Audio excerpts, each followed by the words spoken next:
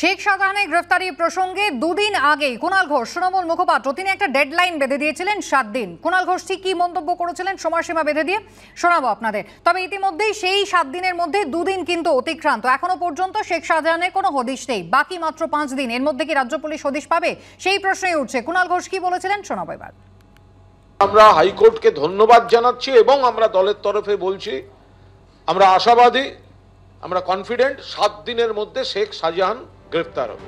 অভিষেক কাল এই সমস্যাটিতে দৃষ্টি আকর্ষণ করার পর অভিষেকের সৌজন্যেই বিষয়টি উত্থাপিত হয়েছে এবং ছাড় দেওয়া হয়েছে না পুলিশ ধরতে পারে।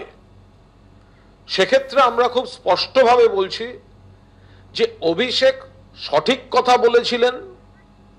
আইনি জটিলতা এবং আদালতের নির্দেশের কারণেই রাজ্য পুলিশ এ ব্যাপারে এগোতে পারছিল না।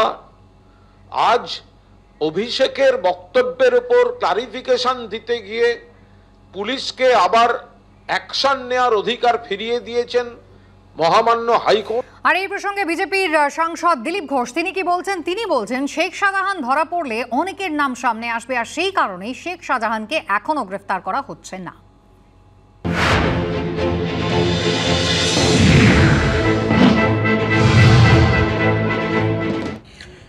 কুণাল ঘোষ বলার কে? 10 দিনে ধরবে কি 7 দিনে ধরবে? উনি কি পুলিশ অফিসার নাকি? উনি ডিজি না আইজি?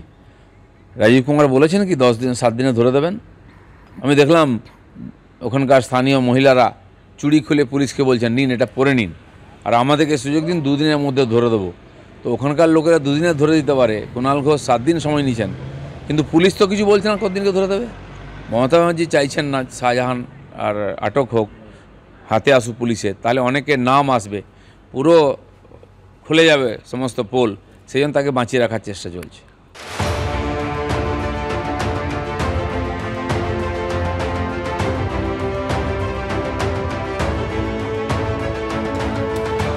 বারবার সন্দেশখালী, বারবার সেই বের মজুর।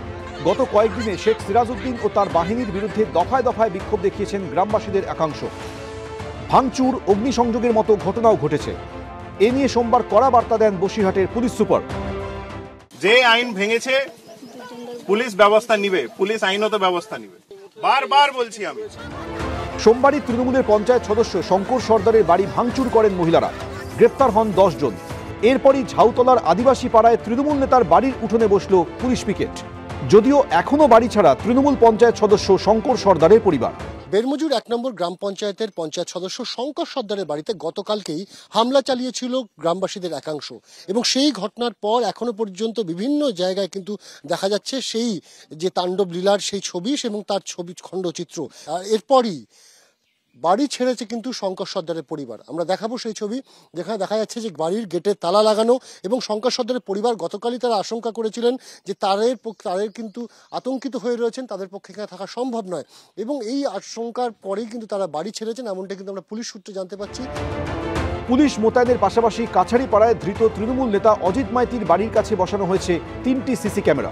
এর মধ্যে একটি ক্যামেরা রয়েছে অজিতের বাড়ির দিকে তাক করে, দ্বিতীয়টি কলাগাছির নদীর দিকে, এবং 3 নম্বর সিসি ক্যামেরাটি শঙ্কর সর্দারের বাড়ি যাওয়ার রাস্তার দিকে মুখ করে বসানো হয়েছে। এর পাশাপাশি ঝুপখালির বটতলা এলাকাতেও বসানো হয়েছে সিসিটিভি ক্যামেরা। এদিকে সন্দেশখালীতে বহিরাগতদের আটকাতে মরিয়া পুলিশ। হারোয়া থানা এলাকায় প্রতিটি গাড়িতে চলছে নাকা তল্লাশি, গাড়ি দাঁড় করিয়ে পরীক্ষা করছে পুলিশ।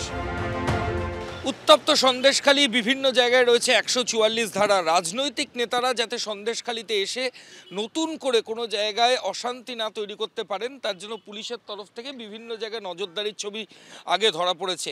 রাজনৈতিক নেতাদের বিভিন্ন জায়গায় ইন্টারসেপশনের ছবি ধরা পড়েছে, কিন্তু আজ যে ছবি বাসন্তী হাইওয়েতে ধরা পড়ছে সেটা কিন্তু সাম্প্রতিককালে বেনজির।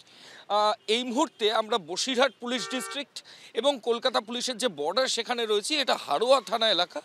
যে ছবি এখানে ধরা পড়ছে, যেখানে একজন অফিসারকে আমরা দেখছি, প্রত্যেকটা গাড়ি থেকে বাস যারা আসছে তাদের প্রত্যেককে জিজ্ঞেস করা হচ্ছে যে আপনি কোথায় যাচ্ছেন, এবং তারপর তার গতিবিধি সেটা নজর রাখা হচ্ছে। কলকাতা পুলিশ ও বসিরহাট পুলিশ জেলার সংযোগস্থলেও কড়া নজরদারি চালানো হচ্ছে। অনির্বাণ বিশ্বাস, ময়ূর ঠাকুর চক্রবর্তী, এবিপি আনন্দ।